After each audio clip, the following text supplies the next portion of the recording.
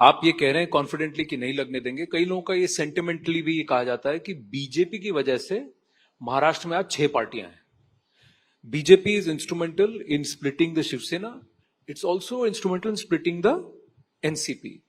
So one, there is this whole affiliation to Pawar Sahib, and because he's a tall leader of Maharashtra, cutting across political spectrum, आप vote दे ना दे, आप उनकी इज्जत करते हैं, respect करते हैं, तो आपने उनको हर्ट किया. दूसरा, ठाकरे लेगेसी में ही आपने क्वेश्चन मार्क लगा दिया. ये सब काम बीजेपी ने किया. ये दिस इज अ सेंटिमेंट. एक जमाना होता था कि देश में कुछ भी होता था तो कांग्रेस के लोग कहते थे आरएसएस का हाथ है. वो तो अभी कहते हैं. हाँ, अभी भी कहते हैं. उसी प्रकार से देखिए, दोनों पार्टियां टूटी है तो केवल सत्ता की लड़ाई में टूटी है. अपने बेटे बेटियों को सत्ता देनी है, उन्हीं को लीगेसी देनी है, उन्हीं के हाथ में पार्टी देनी है, इसलिए ये पार्टियां टूटी. देखिए, शरद पवार जी की पार्टी हम तोड़ पाए, जिन्होंने जिंदगी भर लोगों की पार्टियां तोड़ी, उनकी पार्टी हम तोड़ पाएंगे? ये पॉसिबल था?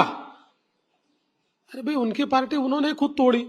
उन्होंने तोड़ी, इसका कारण यह है कि एक नेचुरल लीगेसी उनकी अजीत दादा के पास इतने सालों से उन्होंने दी थी, और अब उनको ये लगा कि नहीं, अजीत दादा को नहीं देनी है legacy, he wanted to give it to Supriya tai. तो कहीं ना कहीं राजनीति में और इस प्रकार की जो पारिवारिक पार्टियां होती है, उन पार्टियों में हमेशा ये प्रॉब्लम होता है कि जब लीगेसी राइटफुली नहीं मिलती है तो उससे पार्टियां टूटती है. तो अजीत पवार को जब लगा कि I am push to wall, अब मेरी तो राजनीति बची नहीं है, तो उन्होंने पार्टी तोड़ी, वो हमारे साथ आए.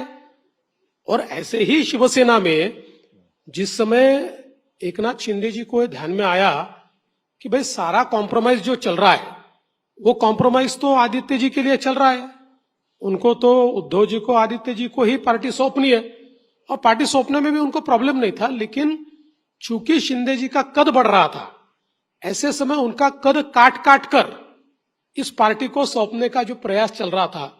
और तीसरी सबसे बड़ी बात यह थी कि अल्टीमेटली देखिए, उनका तो जो पार्टी बड़ी हुई वो हिंदुत्व पे हुई, और हिंदुत्व छोड़ने के बाद हम लोगों के पास जाकर वोट मांगेंगे कैसे, ये भी एक सवाल उनके पास था.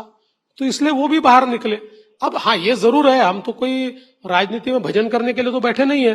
तो कोई अगर हमारे साथ आता है तो हम लोग उनको साथ में लेंगे, और साथ में लेकर हमने सरकार बनाई.